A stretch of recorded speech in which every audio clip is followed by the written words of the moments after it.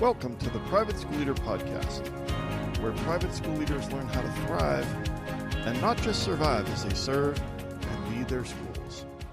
I strongly believe that it is possible to have a long and happy and fulfilling career as a private school leader. And my passion is to help you figure out exactly how to do just that right here on the Private School Leader Podcast.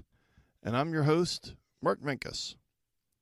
So about 3 years ago, about half of the fifth grade boys at my school were all of a sudden obsessed with juggling. And I don't know how it started, but one day at recess, I look over and I notice that about 3 of them are juggling these little hacky sack things, and then more and more of them got interested in it. And then it went to the point where they were juggling all the time. And most of the time they weren't supposed to be doing that. And in the hallway and in the back of the classroom, and we're like, put those away. You know, that was the common thing that we were saying to the fifth grade boys during their juggling obsession. But at the time I remember thinking, that looks really difficult. And you know, the eye-hand coordination and the anticipation to know where the ball is going to be and all the practice that it took. And then I remembered that one time when my daughters were little, I don't know how we ended up at this one birthday party, but they had hired a clown and for entertainment. But this was not kind of like a regular clown, if that's such a thing, but one of the things that I remember very vividly that this clown did at this birthday party was he was juggling this big knife, like a sword, and a bowling ball, and a chainsaw. And so I have been thinking recently about how a professional juggler is just like a private school leader. And so, of course, you know, I can go down a internet rabbit hole just like the rest of us, and the world record for most balls juggled at the same time is 11 by a guy named Alex Barron, Guinness Book of World Records. And 11, that's wild. And then the endurance Guinness World Record for juggling is 3 balls for 13 hours, 10 minutes, and 5 seconds. So this guy, David Rush, he stood there for 13 hours juggling without dropping a ball. And like I said, I've been thinking recently about how a juggler, a world record holder, a professional juggler who gets paid to do this at a kid's birthday party is just like a private school leader. And you're juggling a lot right now. You're juggling priorities, and you're juggling enrollment and academics and upset parents and student discipline and dress code and teacher morale and event planning and when do I do the board report, and all of that is probably just before lunch on a Tuesday. And so on today's episode of the Private School Leader Podcast, we are going to discuss how a professional juggler is just like a private school leader. And stick around, because at the end of the episode, I'm going to give you a framework that will help you make sure that you never drop the ball again. And I wanted to remind you that I know the past couple of weeks on the podcast I've been telling you about this, but about 20 private school leaders over the past couple of months have purchased Parent Academy to use as part of their teacher in service here in August. And Parent Academy contains 2 45-minute webinars that are teacher PDs with a 27-page printable notebook, guided notes, discussion questions, and can easily become part of your teacher in service. And it's really hard to find meaningful PD for all of the grades. You know, if you're a pre-K to 8 school, a pre-K to 12 school, it's really difficult to find PD that's meaningful for the teachers in all of those different grade levels. But the feedback that I'm getting, and I designed Parent Academy with this in mind, with this intention, that this actually does check that box, that all of those teachers are working with parents. And so if you want 25-26 school year to be the year when your teachers have much better relationships with the parents at your school, then check out Parent Academy at theprivateschoolleader.com/Parent Academy, and you can have 4 teaching modules that will teach you as the leader, and then those 2 45-minute plug and plays with discussion questions could be part of in-service, and it's not too late for you to do that. So theprivateschoolleader.com/Parent Academy. And then I want to give you a free gift and just to say thank you for listening to the podcast. And this is a free guide called 5 Strategies to Help You Work with Difficult Parents. And, parents are part of the job. And most of our parents are great, but some of them aren't. And this guide will give you the tools you need to build better relationships and have better meetings with the difficult parents at your school. So go to theprivateschoolleader.com/parents and grab this free guide. It's a PDF it's called 5 Strategies to Help You Work with Difficult Parents. And again, that's at theprivateschoolleader.com/parents. So on today's episode, I'm going to break this into 2 parts. And the first part is I'm going to teach you 4 leadership lessons from a professional juggler. And then I'm going to give you what I call the 12-ball framework so that you never drop the ball again. We're always worried that with all the things that we have and we're juggling all of those things, let's face it, we're worried about dropping the ball. And this 12-ball framework will make sure you never drop the ball again. All right, let's get started. So number 1, the first leadership lesson from a professional juggler is to start small. Start small. So every juggler that is, a world record holder, someone who's paid to do this at kids' parties, even the person who just is interested in it, the 5th grade boy who at my school can do something pretty impressive at recess, jugglers start with 1 ball. And they build rhythm, and they build consistency, and they build confidence, and they start with 1, and then they add a 2nd ball. And then eventually, when they get really comfortable with the 2nd ball, then they add a 3rd ball. And so, okay, you're like, yeah, I get that, but what's that have to do with me as a private school leader? Well, here's the application. We, as private school leaders, often want to launch multiple things at the same time. We get these big ideas. We get excited about things that we see could happen at our school.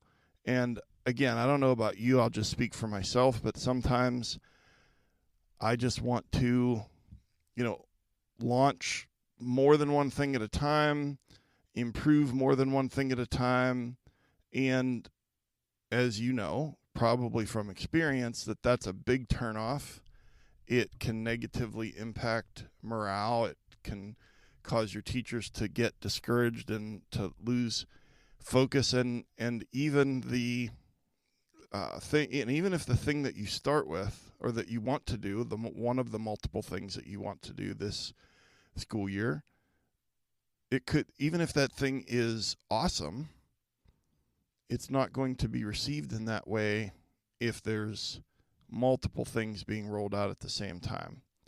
And so just like a juggler that's learning how to juggle starts with 1 ball, just tossing it up in the air and catching it, tossing it up in the air and catching it, we need to start small. And then we also need to give our team, our teachers, some clear, clarity, focus, clear steps. Okay, we're going to do this, and then we're going to do that. And then that's how we create momentum, and then that momentum leads to success. So starting small with that 1 ball, well, what does that look like, at your school? Well, I'll tell you, just give you a quick example of what it looked like at my school, is that back in the fall of 2016, after, a year of trying to figure out why our 4th and 5th graders lacked resilience and seemed to be testing positive for learned helplessness, we landed upon we were going to intentionally introduce growth mindset. Well, I was in charge of 4th through 8th grade, and I could have launched growth mindset in not just 4th and 5th grade in intermediate school, but in middle school as well. But that's not what we did. We piloted it during that 2016-2017 school year in 4th and 5th grade, got really good at it, tweaked it, adjusted it, got feedback. And then, actually, because it went so well and made such a difference, then in year 2, we rolled it out, a similar program in the middle school. And then in year 3, we rolled it out in the lower school.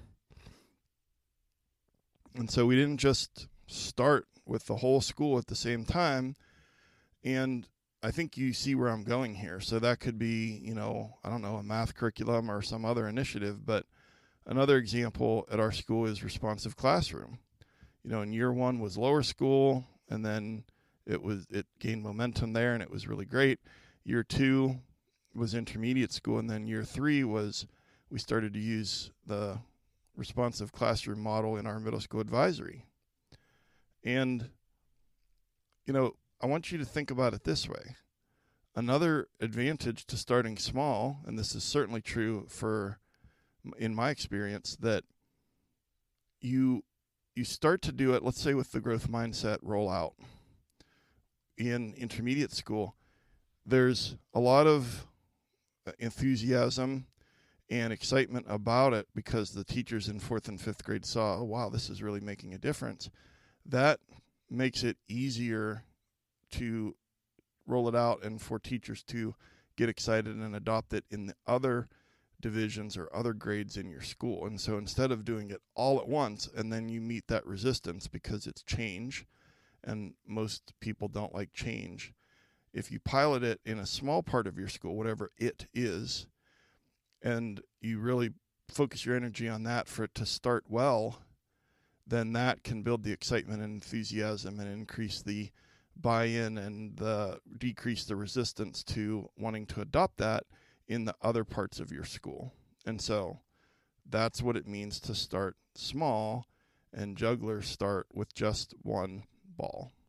Okay, that takes us to leadership lesson number 2 on how professional juggler is like a private school leader. And number 2 is focus on the arc, not the ball. Focus on the arc, not the ball. And so, again, going down this rabbit hole, I learned something that was really surprising, and that's that the best jugglers don't focus on catching the ball. They don't even look at catching the ball. What they do is that they are able to produce this little arc, tossing the ball. You can visualize that. The ball goes on this arc as they're toss. They focus on trying to get that perfect throw, that perfect arc. Because if they do, the ball will be exactly where they want it to be. And then they just catch, toss. And so they're not focusing on the catch. They're just focusing on getting that perfect throw with that perfect arc every time. Because if they do that, then the catch is going to take care of itself, because their hand will go to that spot through practice and repetition, and the ball will always be right there if the arc and the toss is repeatable and predictable. So you can probably see where I'm going with this as far as application. Here's the thing. As leaders, our job is to not micromanage the outcome. And let's say that the outcome is the catch, okay? Our job is to not micromanage the outcome. It's our job to design really, really strong systems and to build a strong culture, which is the arc, predictable, repeatable systems and culture. Okay, I know, follow me here. And when the system works, then the outcomes just follow naturally. Okay? Now, I know I lost some of you there, all right? But I want you to think about it this way. That toss, that arc, that predictable and repeatable arc is the system that you build, or it's the culture that you build. And then when it's working, then you have the outcomes that you want again and again and again. And that's just like the predictable arc of the juggler. And they get the outcome that they want because the ball is always in the right place. So you're like, Mark, I need an example here. I don't get it. Okay, so how about we talk about a discipline matrix in your student handbook. So let me stay with me here. So instead of reacting to every single discipline issue, so let's paint a picture where in your student handbook there's no discipline matrix, and every time that there's a discipline issue in your school that escalates to you, you're just kind of deciding, okay, well, what do we do? Do we give it attention? Do we not? Blah, blah, blah. Okay. And there's a surprising amount of schools that don't have a clear discipline framework or discipline matrix with clear language in their school or in their handbook. So if you don't have one, you're responding to every single discipline issue, and that leads to inconsistency, and it leads to frustration, and so on and so forth. Okay, but if you have a clear discipline framework, this system, okay, then you have predictable outcomes. And this discipline matrix, just the one that I used for years that was so useful is it's like, okay, if a student does this, then this happens. And if a student does this, then this happens. And it takes all the guesswork out of it. And, you have tier 1 behaviors, which are kind of like just the normal low-level misbehavior. And then you have tier 2, which is the more severe stuff, like physical aggression, pushing a kid, or profanity, or disrespect towards the teacher. And then you have your tier 3, which is like the big stuff.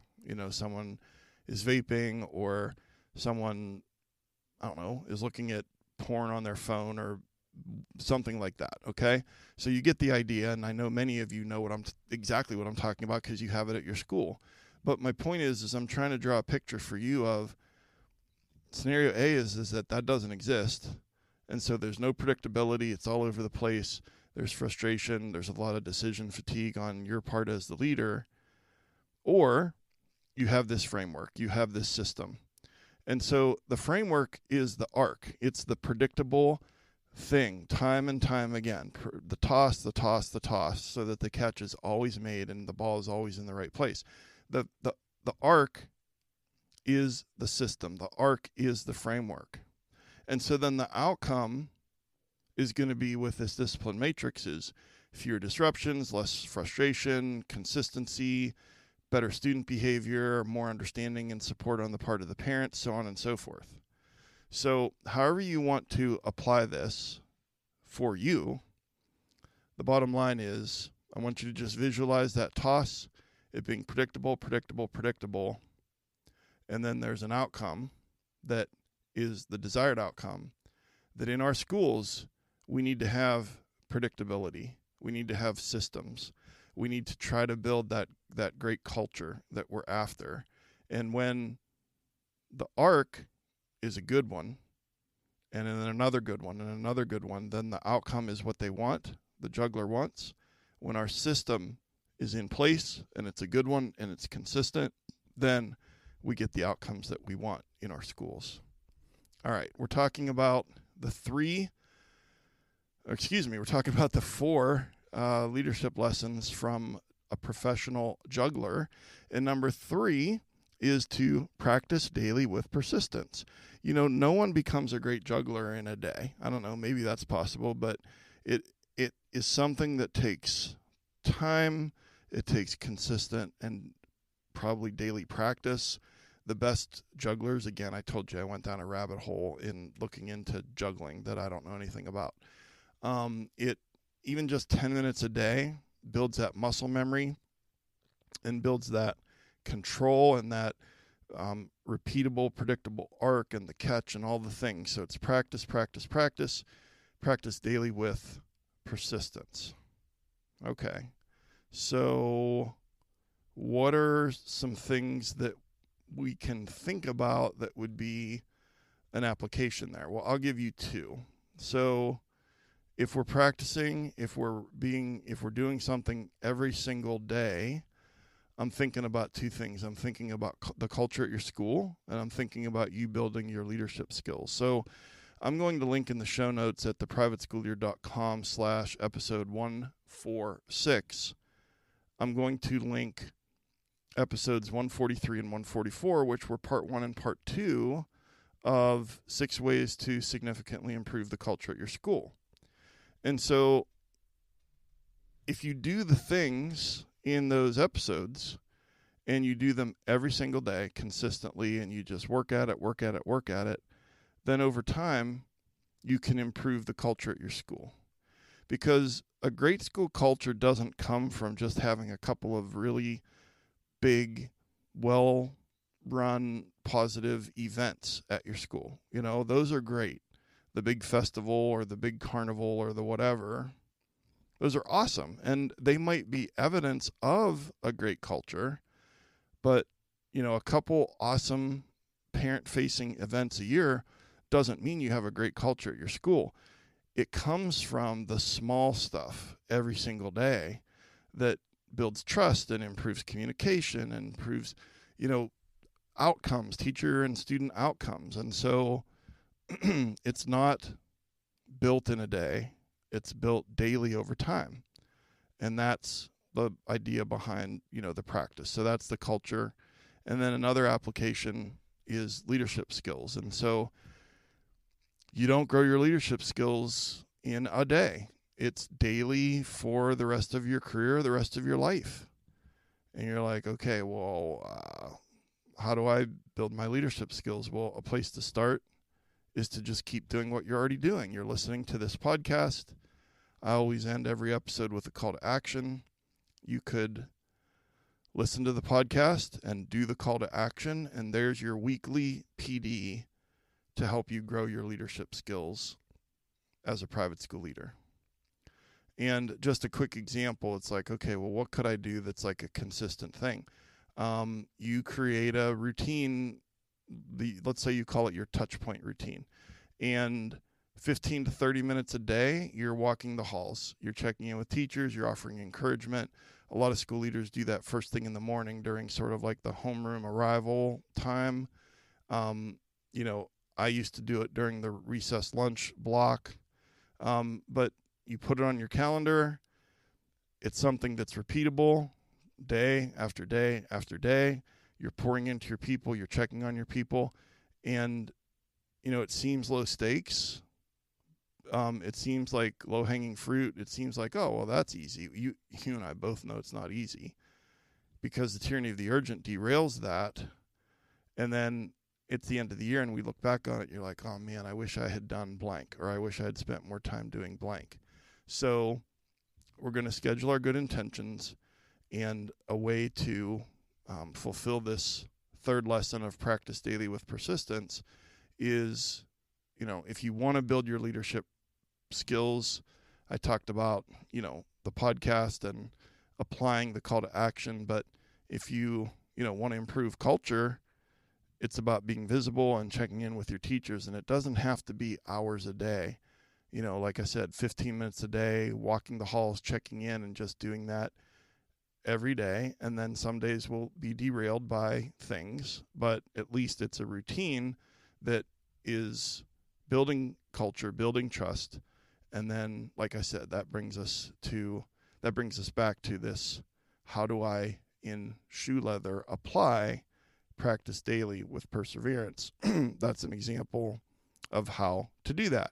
And that brings us to number 4, leadership lesson, is to train both hands equally.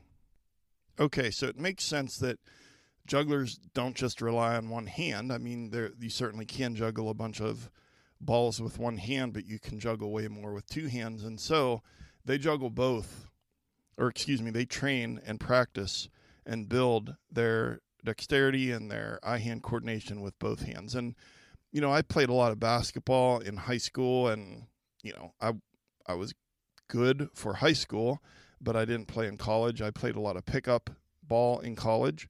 But one of the things that, looking back on my basketball, quote unquote, career, if you can call it that, is that I wish that I had built my left hand, the skill and dexterity and hand-eye coordination, so that I could go to my left.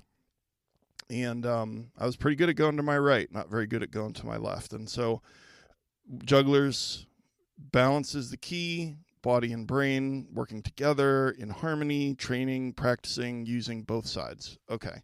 So then what's the lesson here? Well, it's balance. Balance. So let me give you a few examples. I can't emphasize academics to the point where it makes kids anxious, but it completely crowds out sports and the arts. So I need balance. I can't or shouldn't micromanage my teachers or ignore them completely and just anything goes. It's like these extremes that I'm talking about. We need balance.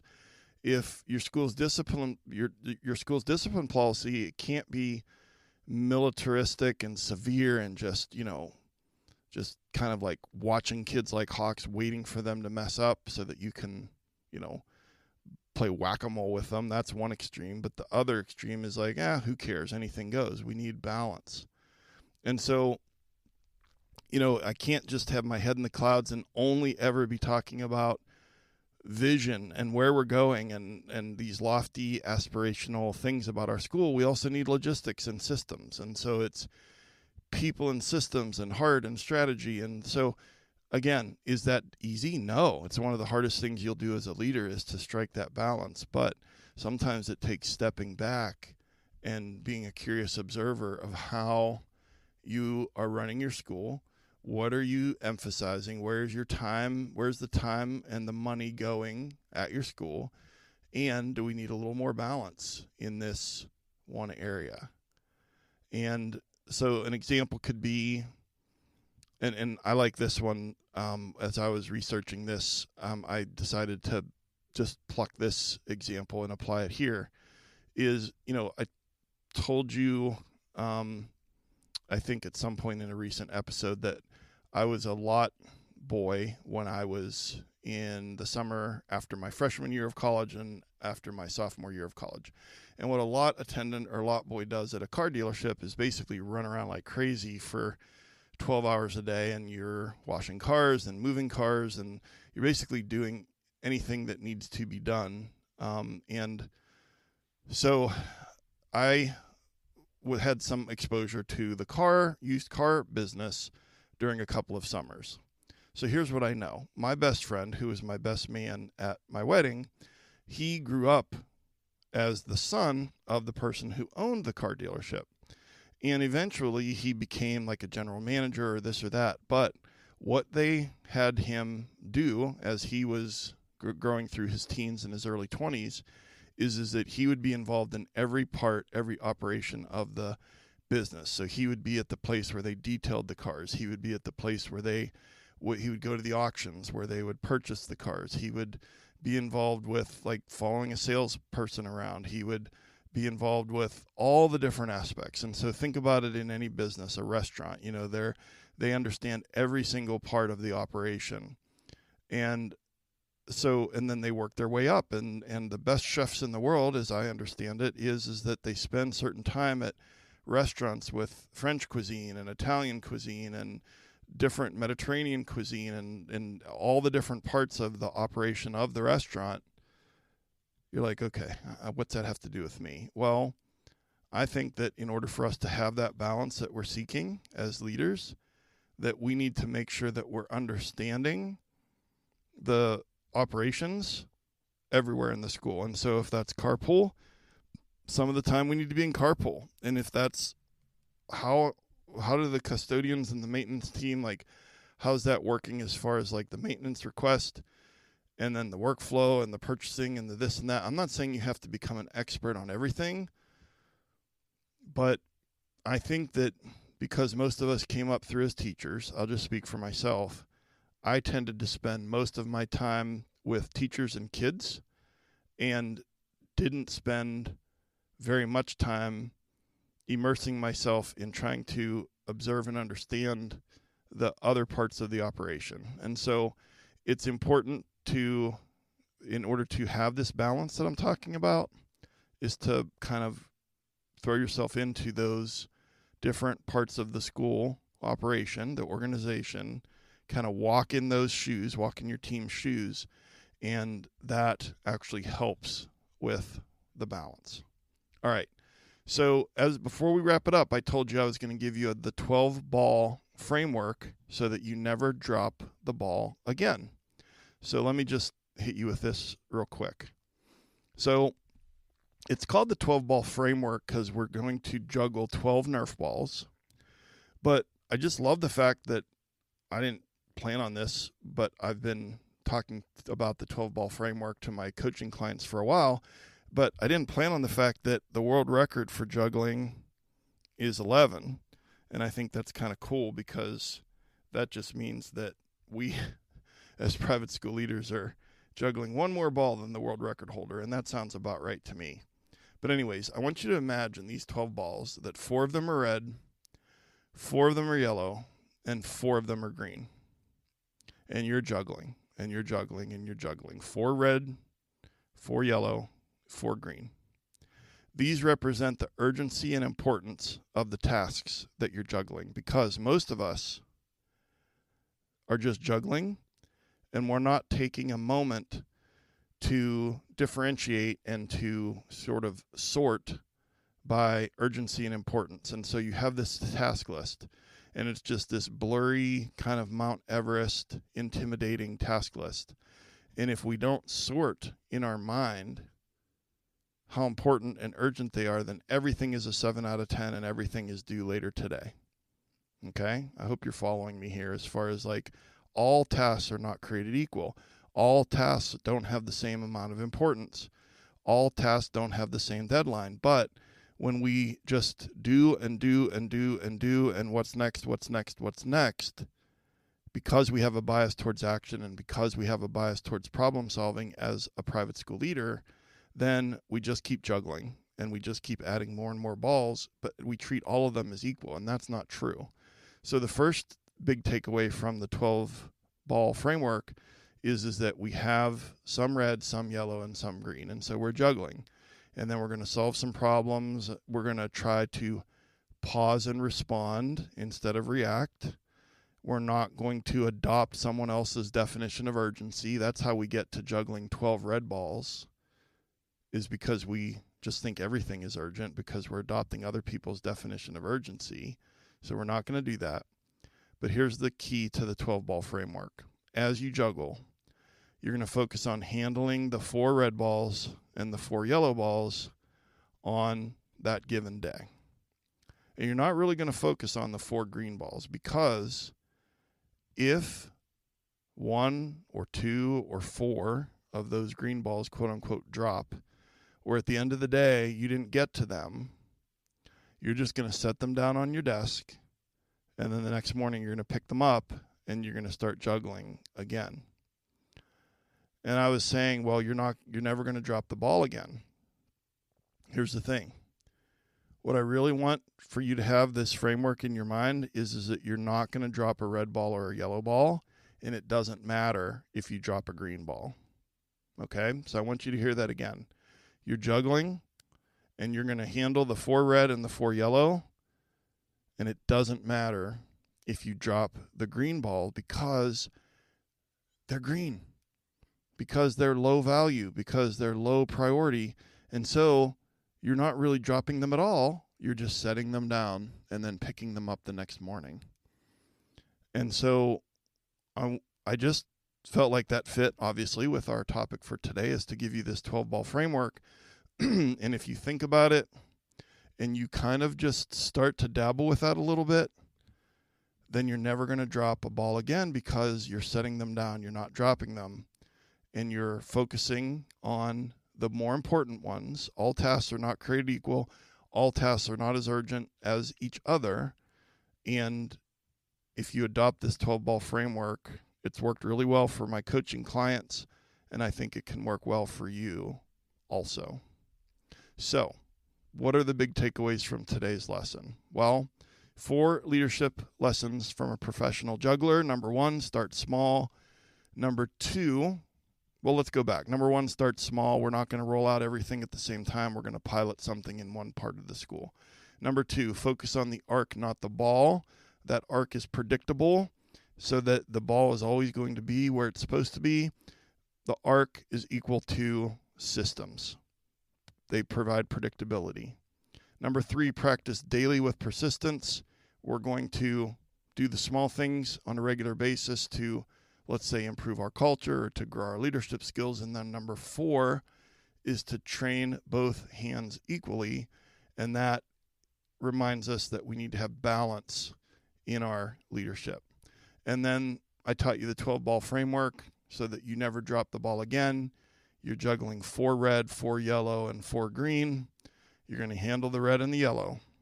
And then at the end of the day, you're going to set down whatever green you still are juggling and just pick them up again the next day and start juggling again.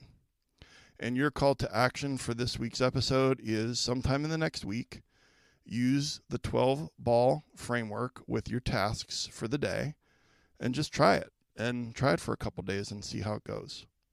And just another quick reminder, there's still time for you to make Parent Academy part of your teacher in-service. And it can be a real game changer for you and your teachers this year. Go to theprivateschoolleader.com/Parent Academy to check that out. And then another quick reminder is to grab your free copy of 5 strategies to help you work with difficult parents by going to theprivateschoolleader.com/parents. And the show notes for today's episode are at theprivateschoolleader.com/episode 145. And if you got value from this episode, I'd really appreciate it if you would share the link to the podcast with another leader in your life or a rising leader at your school. And I've been your host, Mark Minkus. I just want to say how much I appreciate you and the amazing hard work that you're doing at your school. And thank you so much for taking some of your precious time to join me here today. And I'll see you next time right here on the Private School Leader Podcast. And until then, always remember to serve first, lead second, and make a difference.